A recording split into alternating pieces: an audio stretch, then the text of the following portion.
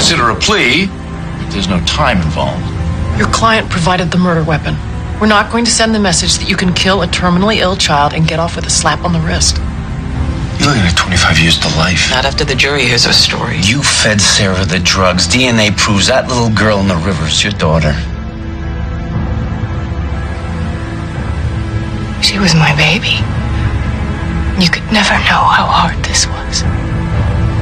Instead of suffering, she just went peacefully to sleep. It's still murder.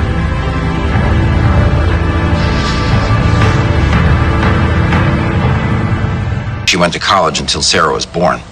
How did you learn that Sarah was sick?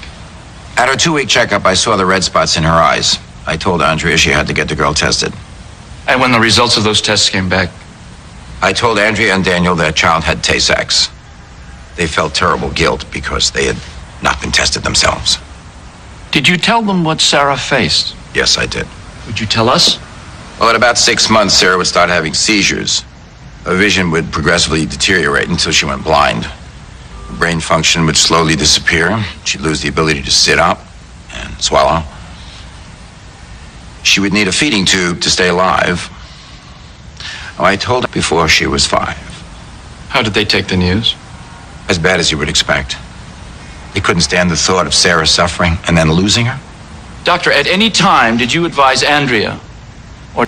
Daniel had to work late that night. I crushed the pills. I put them in some formula. I nursed her one last time. And then I gave Sarah the bottle. And I held her. And I watched her as she peacefully drifted off to sleep. Tell the jury what happened next. I lost it.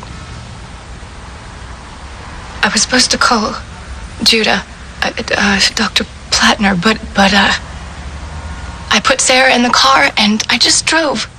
I went to the river and stopped at a place where Daniel and I used to picnic. Did you call your husband? No, I didn't want him to see our baby like that. What did you do? I put the tire iron into the grocery sack. I tied it around the handle. I wrapped Sarah in a blanket. And I put her inside. And I blazed on the water. And I watched while it disappeared. Andrea, you had other alternatives, didn't you? There was a support group that Judah recommended. And I went and I listened to the parents discuss their kids. They can't move. They can't see. It made me even more determined to do what I did. Why? Because I loved Sarah so much. I could not stand to see her suffer. Nothing further. Sarah wasn't showing any symptoms of Tay-Sachs. Why didn't you wait until she did? I didn't want her to be in any pain. Wasn't this as much about your pain as it was Sarah's? I did it to spare Sarah, not me. I will be in agony for the rest of my life. You testified that you went to the support group by yourself. Where was your husband? I didn't think he could handle it. Dr. Plattner said that you both wanted to end Sarah's life. And yet you told detectives that your husband wasn't involved. Why did you make this decision on your own?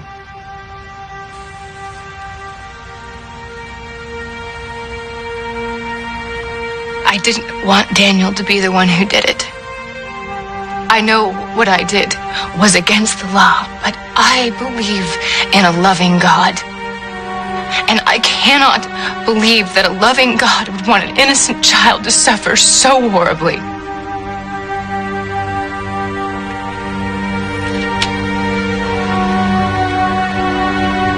But you didn't tell me. David had no idea you would talk about this. When I asked you, you said... Did you have sex with Andrea Brown? It only happened once after we'd worked late. Her husband was away. After that, you transferred to a different office, didn't you? To Boston, yes. When did you become aware that Andrea Brown was pregnant with your child? When I read about the case in the newspaper. So you're saying you never even knew about your own daughter? Yes. Nothing further.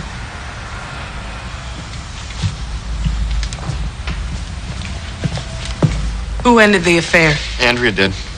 Immediately after it began. I loved her, but she loved her husband. And she had a moment of weakness. Objection! Mr. Kellerman is not here. Died of Tay-Sachs, and I've seen what that does. And if I had been in Andrea's position, I would have done the same thing. I'm very sorry.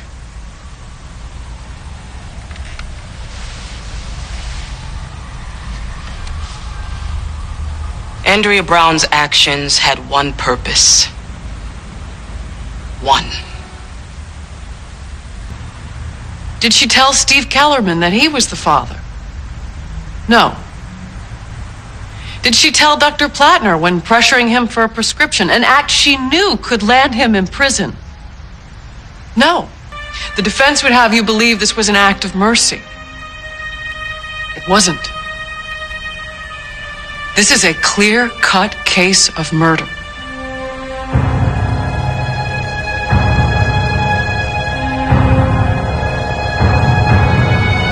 On the sole count of murder in the second degree, how does the jury? The defendant, guilty.